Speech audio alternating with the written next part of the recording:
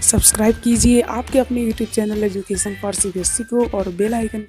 Hello बच्चों, आज की वीडियो में बात करना है चैप्टर नंबर 7 के बारे में। ठीक है, तो इस चैप्टर का हमारा चैप्टर नंबर 7 है। इसमें बेसिकली हम लोग कुल मिला जुला कर 10 पॉइंट कवर करेंगे। ठीक है, तो 10 पॉइंट को आप लोग नोट्स बना लीजिएगा, नहीं तो मैं कम्युनिटी पोस्ट पर आप लोग पोस्ट कर दूंगा। ठीक है, तो कुल मिला जुला कर इनमें क्या बताया गया इस चैप्टर में कि हमारी जो डेमोक्रेसी कैसे रूल करती है, क्या क्या इसके फ़ायदे हैं, क्या क्या नुकसान है, और इसके क्या क्या डिफरेंस क्राइटेरिया है कि गवर्नमेंट की क्या रिस्पॉन्सिबिलिटी है, और हमारी इकोनॉमिक कंडीशन डिक्टेटरशिप के मामले में कैसे ग्रोथ कर रही है उसके बारे में पूरा हमें बताया गया। ठीक है, तो चलिए हम स्टार्ट करते हैं। तो पहला हमने ओवरव्यू तो ले ही लिया कि क्या बताया गया है और किस तरह यह रूल करती है।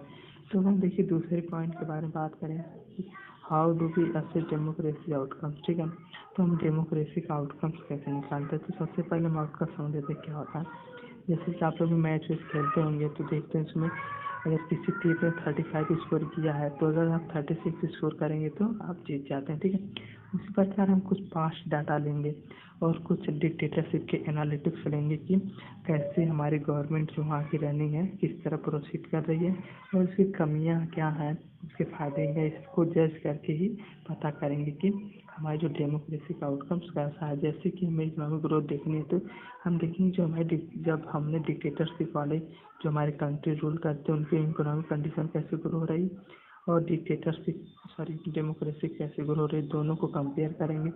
जो ज़्यादा अच्छा रहेगा उसे हम अच्छा कहेंगे। ठीक है, इसी तरीके से हम कंपेयर कर सकते हैं।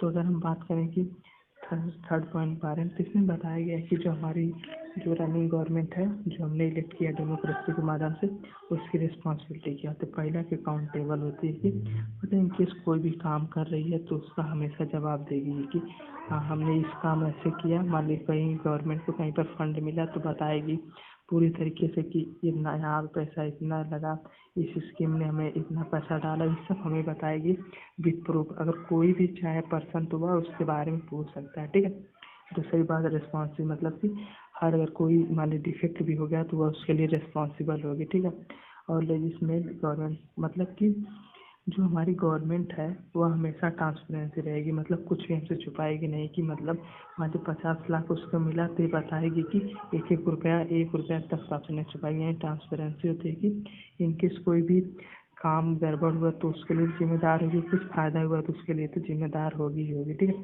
तो कुल मिला जुला कर 3 बेसिकली क्राइटेरिया हैं कि क्या क्या अकाउंटेबल होती है, रिस्पॉन्सिव होती है और उस गवर्नमेंट में ट्रांसपेरेंसी होती है। ठीक है, तो कुल मिला जुला कर हमने 3 पॉइंट जान लिया। ठीक है, चौथे पॉइंट पर बात करें कि डिफेक्ट ऑफ डेमोक्रेसी। ठीक है, तो हम जैसे जानते हैं कि सभी कोई भी सिस्टम है उसमें हमें पॉजिटिव नेगेटिव पॉइंट दोनों ही मिलेंगे। ठीक है, क्यों, क्योंकि सिक्के के हमेशा दो पहलू होते हैं। ठीक है, कुछ पॉजिटिव पॉइंट है कुछ नेगेटिव पॉइंट। पॉजिटिव पॉइंट की बात करें तो डेमोक्रेसी से हमने देख ही लिया कि क्या है, अकाउंटेबल है, रिस्पॉन्सिव है। वहाँ पे डिक्टेटरशिप में आप तो अपोज भी नहीं कर सकते, लेकिन यहाँ पे अपोज कर सकते हैं किसी भी स्कीम हो, कोई भी चीज़ इम्प्लीमेंट हो रही है उसके बारे में। ठीक है, तो अगर हम बात करें डिफेक्ट तो यही है कि करप्शन, पहला तो ये कि सबसे ज़्यादा करप्शन ही करप्शन है। ठीक है, पहला कि गवर्नमेंट में हमेशा कर डेमोक्रेसी हमेशा करप्शन होता है। दूसरा कि ये मेजॉरिटी से रूल होती है। ठीक है, तो वहाँ की जो माइनॉरिटी रहती है वह भी कुछ जगह दब जाती है। मान ली कहीं पर इसका देखिए नेता लोग कैसे यूज़ करते हैं, मान ली कहीं पर 70% की जनसंख्या ज़्यादा है। ठीक है, उस बेसिक कम्युनिटी की, तो वह वहीं पर उस 70% वाले को ही एक कैंडिडेट खड़ा कर देंगे। तो उससे होगा क्या कि वह सारे वोट बटोर लेगा, जब बटोर लेगा तो वहाँ पर उसकी गवर्नमेंट बन जाएगी। तो इससे क्या हो, जो बाकी 30% उन लोगों का डेवलपमेंट थोड़ा कम होता है। ठीक है, तो यही सब इसके डिफेक्ट हैं बेसिकली।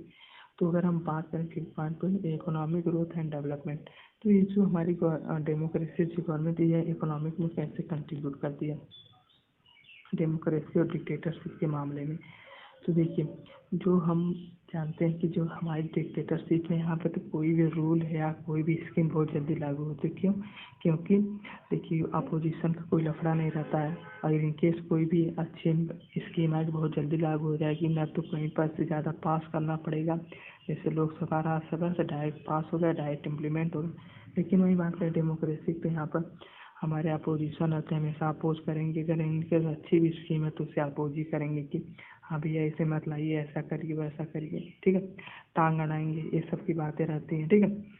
लेकिन डिक्टेटरशिप में रहता नहीं, तो इसीलिए मतलब इकोनॉमिक कंडीशन जो है स्लो है। आप लोग भी कई हमारे स्टेटस उसमें दिया गया एनसीईआरटी में कि कई सारे जितने भी स्टेटस है उसमें छोटे छोटे ग्रोथ होती है, लेकिन जो हमारी उसमें डिक्टेटरशिप में उसमें शार्प ग्रोथ होती है, ठीक है। लेकिन इसमें क्या होती है, लीनियर ग्रोथ और लीनियर ग्रोथ होती है, ठीक है, स्टेयर टाइप ग्रोथ होती है। लेकिन जो आपकी डिक्टेटरशिप गवर्नमेंट उसमें क्या होता है, लीनियर ग्रोथ होती है, ठीक है बच्चों। तो हम बात करते हैं 6 पॉइंट के बारे में कि इकोनॉमिक आउटकम्स क्या है डेमोक्रेसी, ठीक है। तो बेसिकली इकोनॉमिक आउटकम्स हम देखिए 4 कैटेगरी पर डिवाइड करते हैं। पहला हाउसिंग, दूसरा हेल्थ केयर, तीसरा स्कूलिंग और फोर्थ हंगर। जब पहली बात करें कि तो हम इस बात को देखते हैं कि जो हमारी कंट्री में कितने लोगों के पास घर है, ठीक है। जितने ज़्यादा लोगों के पास घर रहेगा मतलब उन लोगों की कंडीशन उतनी अच्छी है, वो पॉवर्टी लाइन से ऊपर आएंगे, ये भी एक क्राइटेरिया है। हेल्थ केयर मतलब कि कितने लोग उनको कैसे हाइजीनिक फूड मिल रहा है, और जितने भी उनके जो कोई तो माल न्यूट्रिशन नहीं है, कोई किसी को ज़्यादा बीमारी है, तो हेल्थ केयर या हेल्थ फैसिलिटी कितना जल्दी और कितना स्मार्ट तरीके से उनको मिले उसके बारे में भी हम पता करेंगे, ठीक है। तो और बात करें थर्ड पॉइंट में स्कूलिंग, मतलब ये देखिए स्कूलिंग सबसे ज़्यादा इम्पोर्टेंट की फैक्टर है। क्यों? क्योंकि देखिए स्कूलिंग से हम पता चलेगा कि वहाँ पर जो जितने भी हैं लोग उनको कैसे एजुकेशन प्रोवाइड करते। एजुकेशन जब प्रोवाइड होगी तो धीरे धीरे अपने बेरोजगार कम होंगे, ठीक है। एजुकेशन की क्वालिटी बढ़ेगी तो वह ज़्यादा से ज़्यादा डेवलपमेंट में कंट्रीब्यूट करेंगे इकोनॉमिक कंडीशन के, ठीक है। तो देखते हैं हम लोग जितनी भी कंट्री है, हाई डेवलपिंग कंट्री, वहाँ पर लिटरेसी रेट कितना बहुत ज़्यादा होता है, ठीक है।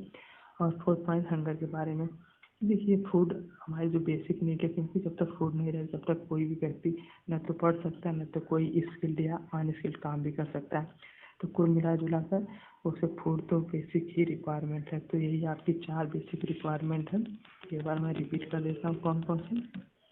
Housing, health care, schooling and hunger.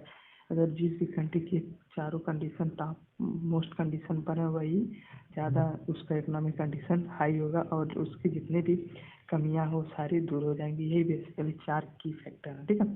आप लोग इसे मेमोराइज कर लीजिएगा। 7 पॉइंट बात करते हैं कि reduction of inequality and poverty.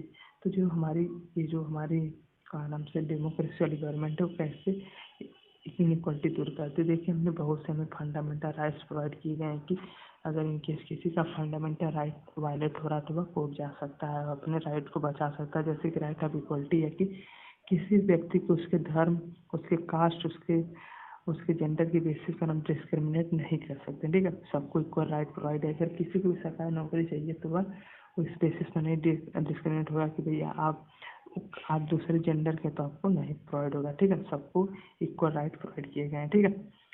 तो और दूसरा बात है करते हैं कि पॉवर्टी। तो पॉवर्टी में थोड़ा मोड़ा देखिए इसके कंडीशन वीक है। क्यों? क्योंकि यहाँ पर जितने भी स्कीमें उतना जल्दी लागू नहीं होती। अगर इनकेस लागू भी हो गई तो सही पर्सन के पास नहीं पहुँच पाते। ध्यान नहीं दें क्यों? क्योंकि करप्शन बहुत ज़्यादा रहता है, करप्शन का स्टेटस बहुत ज़्यादा हाई फाई रहता है, इसी वजह से वहाँ तक भी नहीं पहुँच पाता, ठीक है। अब हम बात करें कि एकोमोडेशन ऑफ सोशल डाइवर्सिटी, मतलब कि अगर हमारी जो गवर्नमेंट है वो दोनों मतलब मेजॉरिटी और माइनॉरिटी को कैसे मैनेज करती है, ठीक है।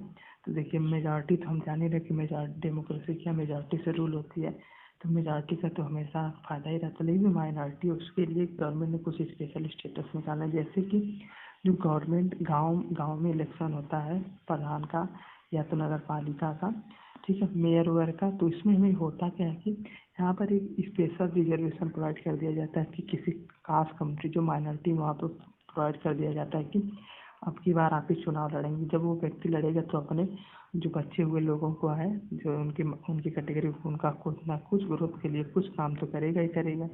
तो इस बेसिस पर हम कर सकते हैं, या तो कहीं पर रेस की बेसिस पे जो माइनॉरिटी उसको लिए कुछ अच्छी स्कीमें ला सकते हैं, ठीक है। और लिंग्विस्टिक ग्रोथ मतलब कि ये कोई भी मान लीजिए एक लैंग्वेज बोल रहे हैं तो उनको भी प्रमोट करेंगे कि हाँ नहीं भैया आप लोग ये भी बोल सकते हैं, ठीक है। यहाँ पर इसीलिए हमारी हिंदी तो लैंग्वेज है, लेकिन हम कोई भी लैंग्वेज बोल सकते हैं अपने फ्रीडम या अपनी जो हमें कंफर्टेबल लगे उसके हिसाब से। तो 9 पॉइंट हम बात कर लेते हैं dignity and freedom of citizen. मतलब कि जो हमारी इनकेस हम डेमोक्रेसी में रहते हैं क्या हमारी क्या इज्जत है, क्या हमारा सोशल में स्टेटस है, उसके बारे में हम बात करते हैं, ठीक है।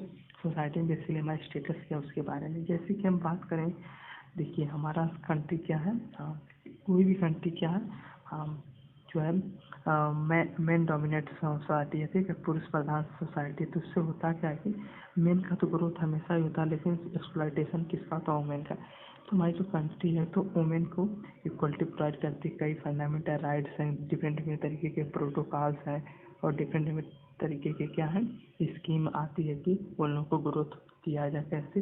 जैसे बेटी पढ़ाओ, ठीक है, सॉरी, बेटी बेटी बचाओ बेटी पढ़ाओ, गलती फ्लो में निकल गया है, ठीक है। तो दूसरी बात हम करते हैं कास्ट इनइक्वलिटी।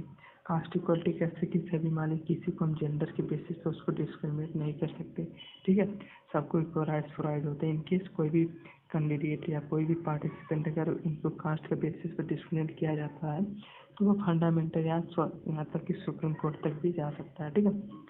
अब हम लास्ट पॉइंट बात करें कंक्लूजन के बारे में।